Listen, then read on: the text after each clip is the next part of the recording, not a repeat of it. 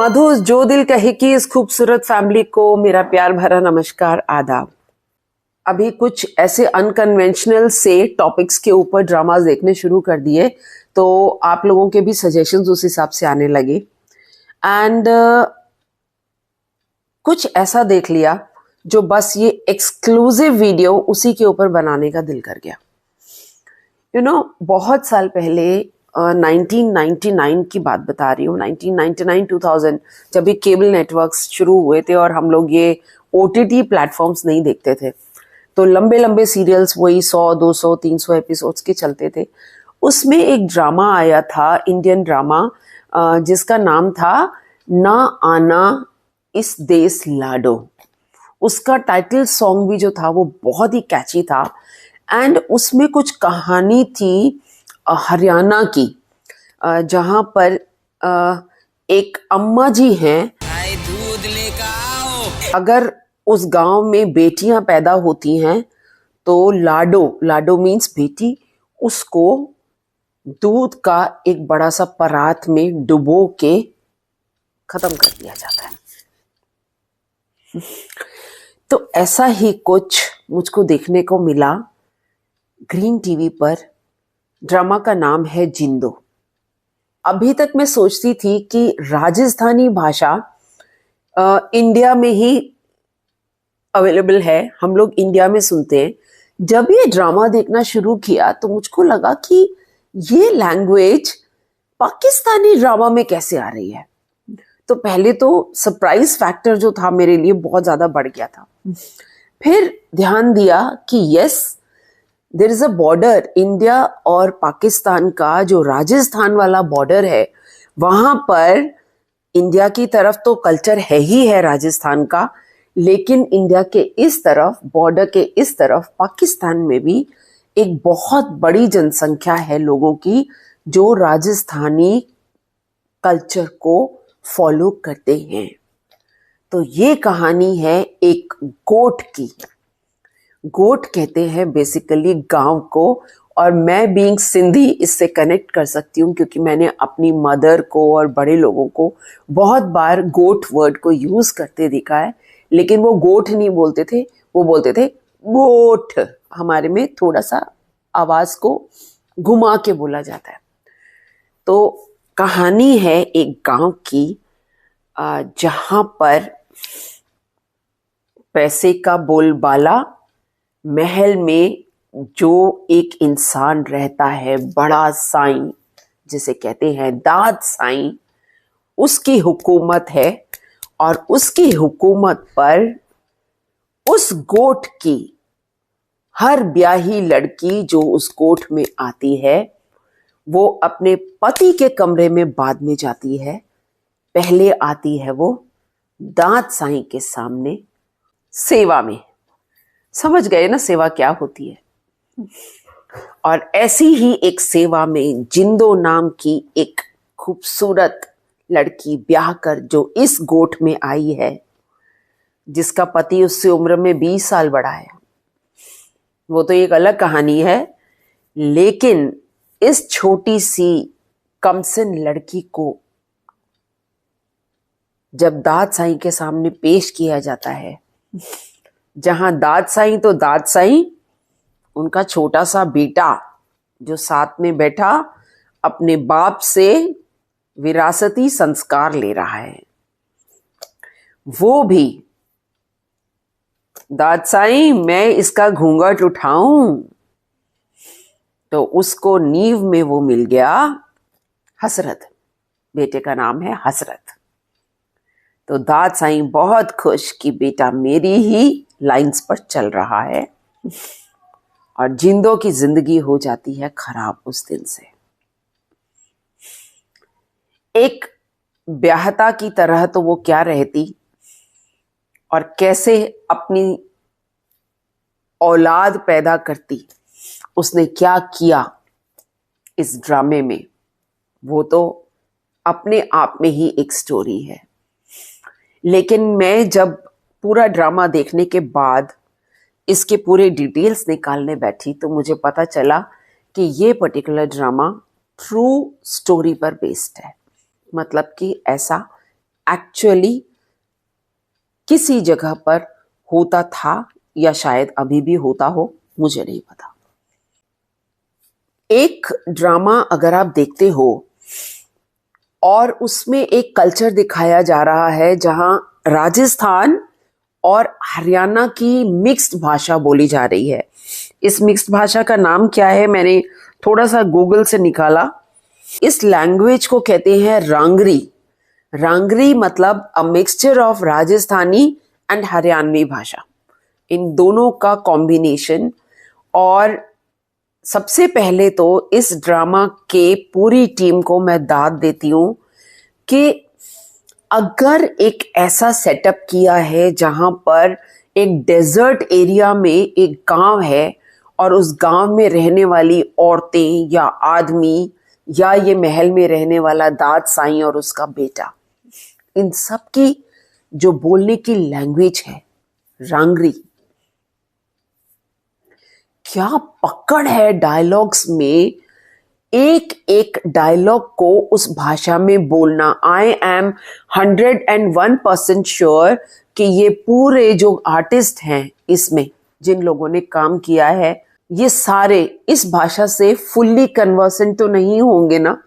I am sure उन्होंने बहुत मेहनत की है अपने अपने कैरेक्टर में ढलने के लिए और इस भाषा को इस रोल में अडॉप्ट करने के लिए। I am really surprised and super amazed. जो कहानी दिखाई गई है और जो इसमें ओएसटी बजता है, हो रब्बा हो, काहे रीत ये बनाई, जुल्मी जुल्म करो हो, हम देवें दुहाई। रोंगटे खड़े करने वाला ओएसटी है। इस गोट की औरतों की जिंदगी जो बेसिकली इस दाद साईं के लिए अपनी अय्याशी का एक जरिया है, बस और कुछ भी नहीं। हर औरत जो उस गोठ में आती है या हर बेटी जो उस गोठ में रहती है, उसकी इज्जत दांव पर है। अगर उसको दाद साईं और उनके बेटे हजरत ने देख लिया तो वो उनकी बुरी नजर से बच पाएगी या नहीं बच पाएगी, इसकी कोई गारंटी नहीं है। रीत रिवाज, पंचायत, मुखिया, पुलिस का महकमा, सब चीजें इस अमीर महल में रहने वाले दाद साईं की पैरों में है और कैसे वो उनको मैनिपुलेट कर रहा है अपने मतलब के लिए। तो रब्बा ने कहाँ रीत बनाई? रीत तो जो बनाई यहाँ रहने वाले लोगों ने बनाई। हाल चुनरिया पे मारी, सुफेदी है छाई। हर चीज का दोष हम रब्बा पे डाल देते हैं, रब्बा ने ऐसा किया, लेकिन रब्बा ने कहाँ रीत बनाई? रीत तो यहाँ रहने वाले लोगों ने बनाई और उसमें भी जो अमीर हैं, जो पावरफुल हैं, उन्होंने बनाई। बाकी लोग तो बस जुल्म सहते रहेंगे, सहते रहेंगे, सहते रहेंगे। लेकिन कब तक सहेंगे?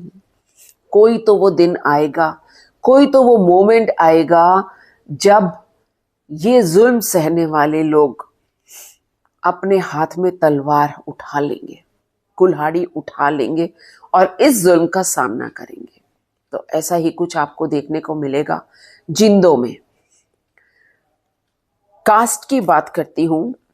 मोस्टली आपने देखा होगा कि जब भी हम बात करते हैं किसी ड्रामा की, तो जो सेंट्रल कैरेक्टर होता है, सारा फोकस हम लोगों का उसके ऊपर होता है। यस, जिंदो के रोल में हुमैना मलिक ने बहुत ही बेहतरीन काम किया है। She is very beautiful also. और जो मैंने गूगल से डाटा निकाला कि 12 साल के बाद she came back for this TV drama. तो हुमैना मलिक, आपका रोल बहुत ही अच्छा था। इनफैक्ट मैं आपका क्यों बोलूं, मुझे तो बोलना चाहिए कि इस ड्रामे में एक एक कलाकार ने बहुत बेहतरीन अदाकारी की है।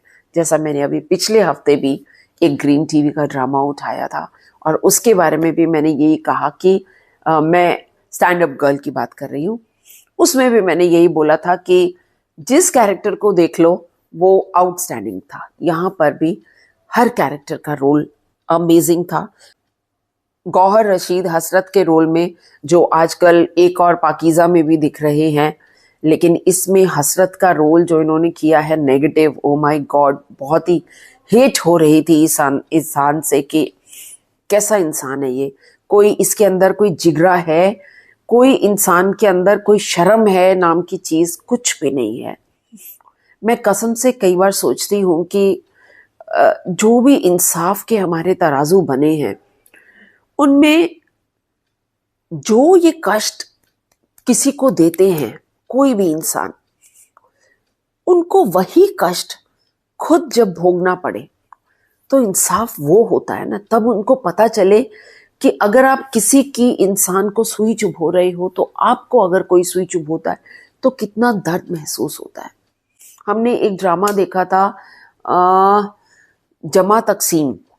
जमा तकसीम में वो अपनी कज़न को मोलेस्ट करता है लड़का, और उसके बाद उसको हॉस्टल भेज दिया जाता है।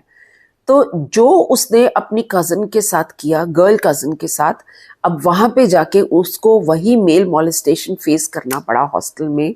तब जाके उसको समझ में आया वो दर्द जो उसकी ये फीमेल कज़न ने महसूस किया होगा जब इसने इसके साथ ज़्यादती की थी। लेकिन इसमें जो भी जिंदों की कहानी चली उसमें इंसाफ तो हुआ क्या, जिंदों ने या जिंदों जैसी कुछ और लाचार औरतों ने, जिन्होंने बस जुल्म के खिलाफ अब बस हो गई कह के अपने हाथ में वो तलवार उठाई और कुछ लोगों ने उनकी मदद करी, तो कैसे करी, ये इस ड्रामा में देखने वाली चीज़ है। आज मैं सिर्फ इसी ड्रामा के बारे में बात कर रही हूँ क्योंकि मैं देख रही हूँ कि ये जो हम एक सैटरडे को एक एक घंटे का व्लॉग बनाते हैं, एक तो बहुत लंबा हो रहा है और काफ़ी लोग शायद बोर भी हो रहे हैं। मैंने पिछली बार आप लोगों से कमेंट्स में पूछा था कि मुझे बताइए कि आप लोगों को ये पैटर्न अच्छा लग रहा है या हम कुछ और सोचें, पर आप लोगों में से किसी का भी जवाब नहीं आया। उससे मुझे ये तो समझ में आ गया कि मेरा पूरा का पूरा जो व्लॉग है वो किसी ने भी नहीं देखा, शायद इसीलिए कमेंट्स नहीं आए।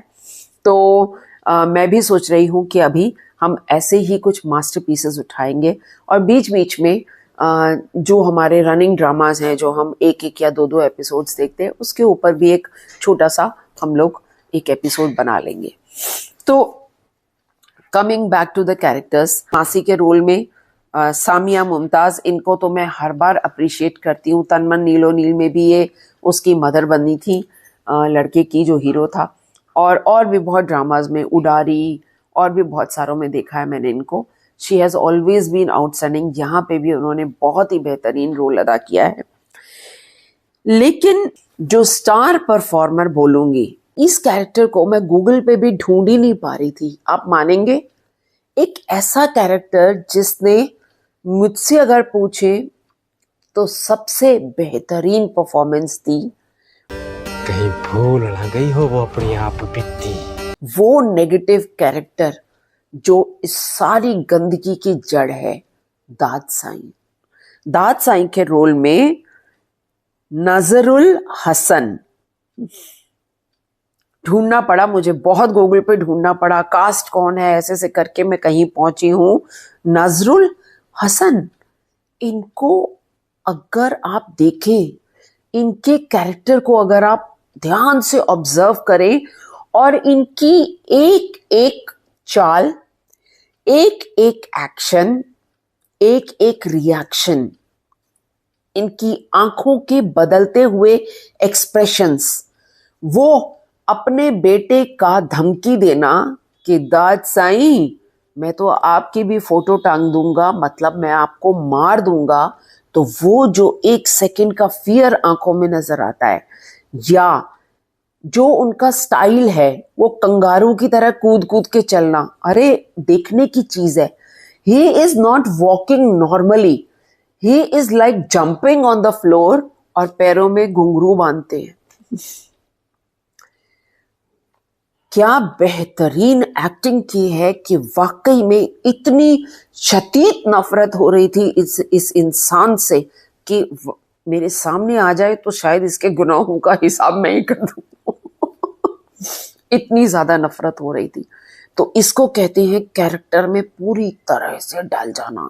एक इतनी सी हाइट का बंदा है ये, जो मुझको याद दिला रहा था एक मूवी मदर इंडिया, जिसका मैंने रिव्यू आप लोगों के साथ शेयर किया था।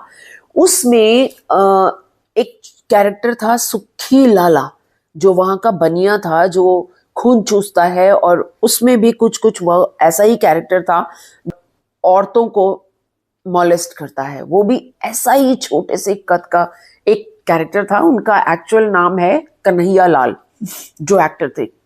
बिल्कुल मैं उस वक्त कंपेयर कर रही थी कि यार he is quite similar to him the personality wise, लेकिन रोल इज टोटली डिफरेंट। वहां पे उनका जो बोलने का तरीका और जो उनका चलने में काफी हद तक यस इनकी तरह ही चल रहे थे, एक्शंस भी ऐसे थे।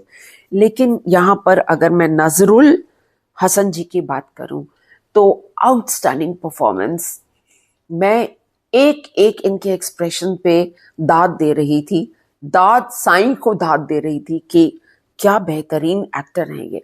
तो इनका कुछ मैंने गूगल से डेटा निकाला। ग्रेजुएट हैं ये national academy of performing arts Karachi. जैसे हमारे यहाँ पे मैं कहूँगी NSD national school of drama के आर्टिस्ट होते हैं, जिनको हम बहुत तारीफ करते हैं कि ये कलाकार इतने बेहतरीन कलाकार हैं। जो भी ये बीच की 80s 90s की फिल्म्स आई थी ना, उनमें हमारे NSD के भरमार हुई थी। बहुत सारे आर्टिस्ट हमारे आए हुए हैं। नसीरुद्दीन शाह कह लीजिए, आज की डेट में पंकज त्रिपाठी, वो भी NSD के आर्टिस्ट हैं। नीना गुप्ता NSD की आर्टिस्ट हैं, और भी बड़े सारे हैं।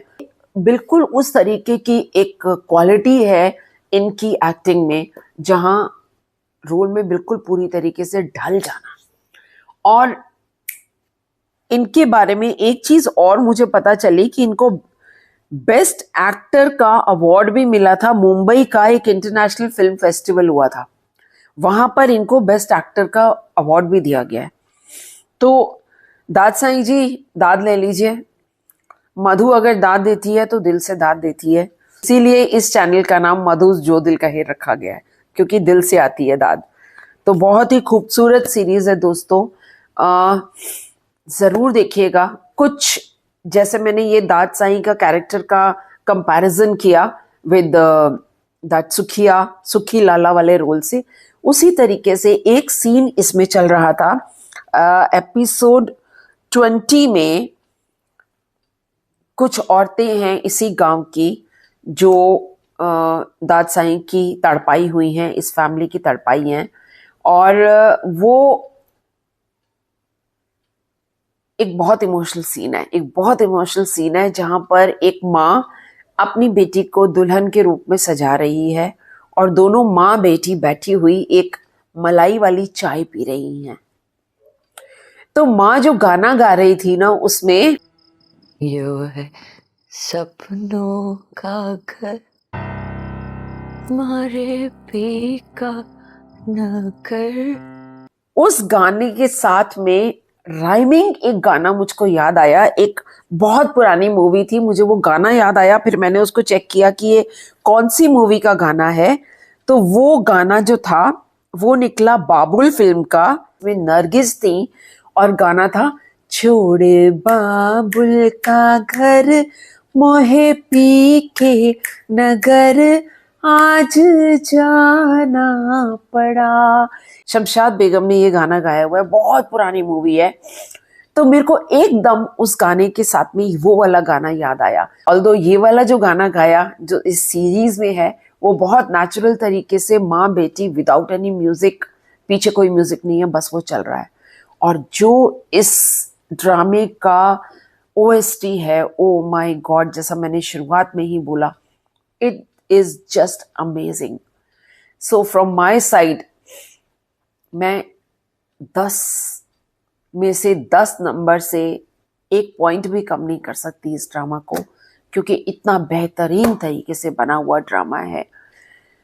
इसकी जो ड्रेसेस सबकी दिखाई गई हैं, जो राजस्थानी घाघरा चोली और माथे पे टीका लगाती हैं, हाथों में वो इतने बड़े बड़े यहाँ से लेके यहाँ तक पूरे कड़े, प्लास्टिक के वाइट कलर के कड़े होते हैं, वो डालती हैं।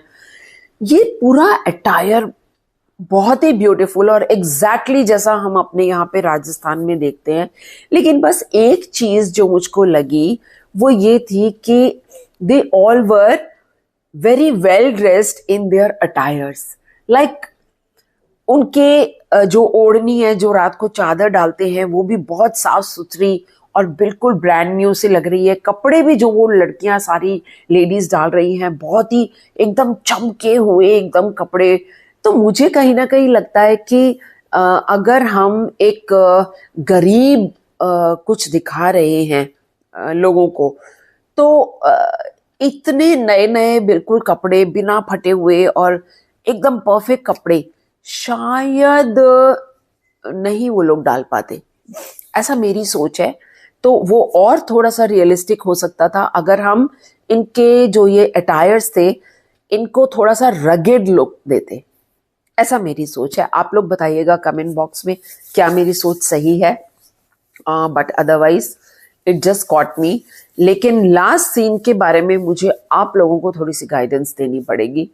लास्ट सीन, एक तो आजकल ये जो यूट्यूब पे हम देखते हैं ना, लास्ट सीन आते आते ऊपर से स्क्रीन्स आने शुरू हो जाते हैं जो उनके एंड स्क्रीन्स में वो अगली वीडियो देखने की सजेशंस देते हैं ना, तो लास्ट सीन प्रैक्टिकली उनमें कवर हो जाता है। तो एक तो मैं हर जो ये ड्रामे के चैनल्स हैं इनको मैं रिक्वेस्ट करूंगी कि आप लोग अपना जो एंड स्क्रीन है ना उसके लिए पूरा जब वीडियो खत्म होता है ड्रामे का उसके बाद एक एंड स्क्रीन एक्स्ट्रा लगा दीजिए, ताकि आपके ये जो एंड स्क्रीन्स पॉप होने लगते हैं बीच में और सीन का मजा खराब कर देते हैं वो ना आए। क्योंकि I really missed the last scene, उसके ऊपर सारे दूसरे पॉप हो गए और मैं वो देख ही नहीं पाई। एंड एक चीज और कि मुझे फ्रैंकली स्पीकिंग एंड जो है वो क्लियरली समझ में नहीं आया, थोड़ा सा उसको आर्टिस्टिक ब्लेंड इन्होंने दिया है। तो आप लोगों ने जिंदो देखा हुआ है तो मुझको थोड़ा सा एंड एक्सप्लेन कीजिएगा। क्या जिंदो मर गई, क्या दादसाई मर गया, या क्या हुआ? और स्टोरी बहुत मोड़ ले रही है। मैंने तो आपको बहुत शॉर्ट में करके बीच में बता दिया है क्योंकि मैं आपका मजा वाकई में खराब नहीं करना चाहूंगी अगर आपने नहीं देखा। बहुत से कैरेक्टर्स हैं ऐसे जिनका मैंने नाम भी नहीं लिया है और जिनके बारे में डिटेल्स भी नहीं दिए, but it's an amazing drama. So नाम लेने का वक्त है यहाँ पर उन लोगों का जिन लोगों ने मुझे ये सजेस्ट किया। जावेद खान जी, आपने मुझे जिंदो सजेस्ट किया था। पिंक पेरीविंकल मेरी प्यारी दोस्त, आपने सजेस्ट किया। मुनीब अहमद जी, आपने सजेस्ट किया। आप ही ने मुझको दूसरा ड्रामा भी सजेस्ट किया था, स्टैंड अप गर्ल, जो अभी मैंने देख के हटी। और जीवन नगर, आप मुझे कह रहे हैं यस जीवन नगर मेरी लिस्ट में है, शायद इस हफ्ते में मैं जीवन नगर अब शुरू करूंगी। और शीतल सोनी जी, आपने भी मुझको जिंदो के लिए सजेस्ट किया, thank you so much. May be बहुत लोगों ने रैंडम और भी जगह पे बोला होगा जिंदो के बारे में, लेकिन मैं जितनों को रिलेट कर पाई, कमेंट बॉक्स में कनेक्ट कर पाई, मैं उनके नाम ले रही हूँ। सो शुक्रिया उन सब लोगों का जिन्होंने इसको सजेस्ट किया। Masterpiece, masterpiece, masterpiece. I am going to look forward for much more. और आज का एपिसोड खत्म करने से पहले मैं एक कमेंट तो आज पढ़ना चाहूंगी। जो इतनी प्यारे कमेंट आप लोग ऐसे दे देते हो ना, तो मेरे से रहा नहीं जाता कि ओह, मुदस्सर जहां लिखती हैं, 18 घंटे पहले इन्होंने कमेंट किया है। लिखती हैं, madam tell me one thing honestly, आप इतनी अच्छी क्यों लगती हैं? I have given it many thoughts but couldn't find an answer. Please help me. और इतनी सारी दुआएं दी। फिर हमारा एक कमेंट्स का सिलसिला शुरू हो गया और उन्होंने मुझे इतनी सारी दुआएं दी। मैं क्या बोलूं, मैं क्या शब्द बोलूं। ये जो प्यार है ना, अनजान लोग जो मुझे जानते नहीं, बस स्क्रीन पे देखते हैं और इतना प्यार दे देते हैं। शायद मैं इतनी अच्छी इंसान नहीं हूँ, शायद मैं बिल्कुल अच्छी इंसान नहीं हूँ, मुझ में बहुत सी कमियां हैं, लेकिन आप लोग जब ऐसे कमेंट्स देते हैं तो एक अंदर से एक आवाज उठती है कि जो लोग आपको इतना प्यार दे रहे हैं, आपको उनके पैमाने पर खरा उतरना है. So I am trying my best to be a better person than what I am now. Thank you so much. आप सबका बहुत शुक्रिया. प्लीज़ हमारे चैनल को ग्रो करने में हेल्प कीजिए. मैं चाहती हूँ कि हम सबके ये जो इमोशंस हैं ये ज़्यादा से ज़्यादा लोगों तक पहुँचें. तो कुछ लोगों के साथ शेयर कीजिए, अपने दोस्तों के साथ में और अपने रिलेटिव्स के साथ, तो शायद उनको भी हमारे इमोशंस कनेक्ट कर पाएँ. चलो फिर मिलते हैं अगले एपिसोड.